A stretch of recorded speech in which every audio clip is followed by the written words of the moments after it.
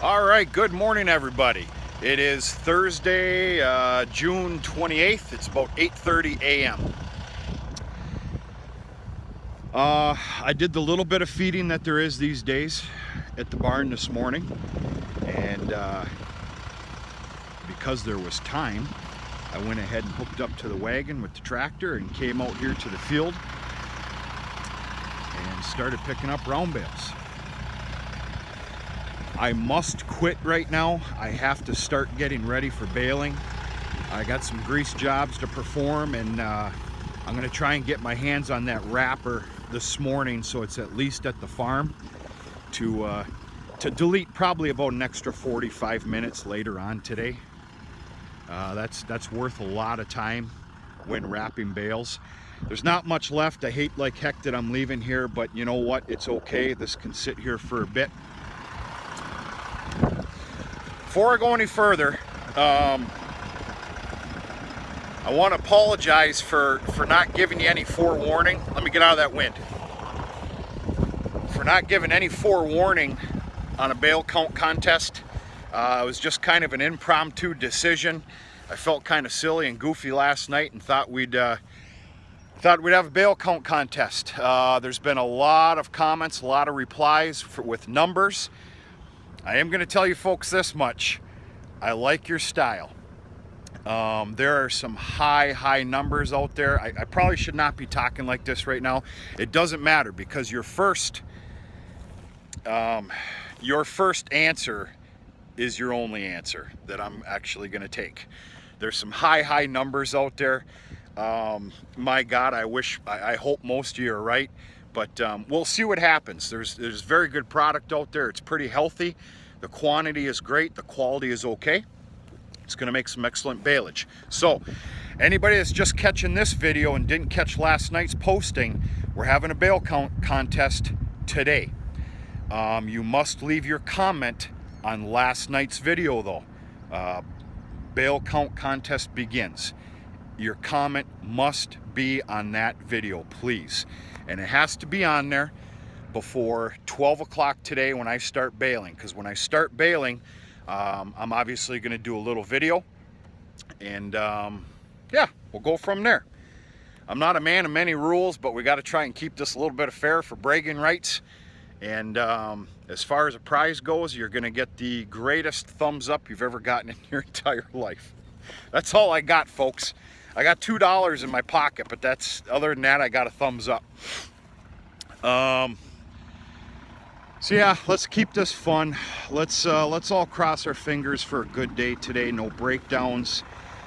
The belt problem I had with my baler when we made this into baleage is already making me tremble, and that's how that works. You encounter a problem, it starts scaring you, which is actually a good thing. It's going to make me look 2 to 3 times more than what I normally would, so it's a good thing. All right, we got a little explanation going on here with what I'm doing. I believe it's Robert Kears. I don't blame you for leaving a negative comment. It comes with the territory. It takes a lot to hurt my feelings. You really don't need to call me stupid, but it's all right. I've been called a heck of a lot worse. In fact, I think that's a compliment, and it's okay. You know what, we're not even going to go down that road. This isn't about blasting people. This isn't the kind of channel we run here. And we run this channel, not me. We do. This is a fun channel. But you know what, Robert, maybe you're right. Maybe I do owe an explanation. I need to take into consideration that people all over the country are possibly looking at this channel, not just people here in Michigan and maybe over the border into Wisconsin, the great state of Wisconsin. Robert and everybody else, this is very common. This is very common for where I live. And I can only fully assume this is very common elsewhere. Stacking bales end to end as tight as you can. You know, with the tractor, it's kind of hard sometimes, but as you can see, it's not too bad. They keep better that way. This is very common practice. And as far as the first 8 inches of that round bale being rotten, that is completely completely incorrect. If I had time, I would go to the bale yard on the other side of the hill at the farm and actually open one up and show you. In fact, I'll do my damnedest the next time a bale's thrown into the steer lot. I'll do a little video of opening it up and whatnot. That net wrapping does a phenomenal job, better than what you would think, of getting a lot of moisture and rain off that bale. Does the top get a little funky? Absolutely. But it does not rot the bale. And let me tell you something, in the dead of winter time, even that first little layer, which by the way is less than 2 inches, that's a little funky, the beef cattle just eat that right up like it's nobody's business. Now, we by no means are a heavy production farm. I know there's a lot of people out there that bale in the thousands. I'll never reach that. I don't know if I want to. But last year I made about 600, a little better than 600. What are you gonna do? Put up a $100,000 pole building to stow all this stuff away to keep it out of the weather? You can't do that. If you can, congratulations. Famous saying is, you got a heck of a lot more money than I do and you don't know what to do with it. I don't have any money. I spend it on being cool. So anyway, my explanation is awful, but this is a very common practice, and it surprisingly keeps very well. Now, for anybody out there that doesn't know any better, and I don't know how else to put that, I'm not being disrespectful, I can fully assume how you would think that this would go to heck in a real hurry with weather and rain and everything. You'd be very surprised how well this hay keeps. You really would. So, Robert, no worries. It's all good, my friend. You blasted me a little bit. I just blasted you back a little bit. And it's all right. It's all fun. It's all fun. You know what? While we're here,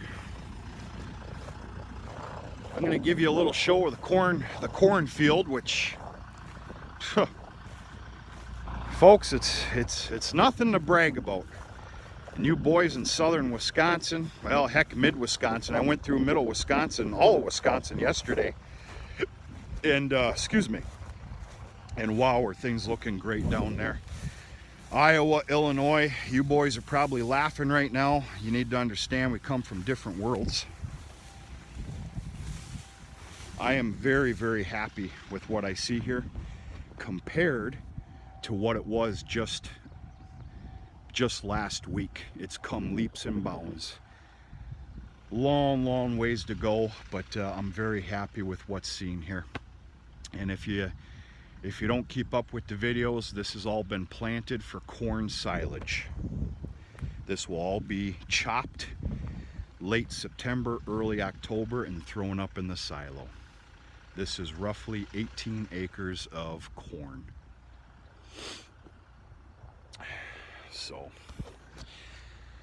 all right, folks, just checking in. That's about it. It's a beautiful morning. It's already starting to get pretty warm here. The morning dew was very, very limited, which is great.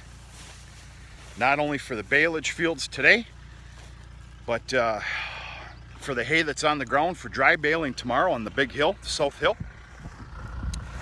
I need to get my butt in gear here and do some grease jobs, go through the baler, tractor, a little bit of fuel, go get the wrapper hopefully, and get ready for a nice big long day of making some baleage. Remember, if you didn't put your bale count in, go to last night's video.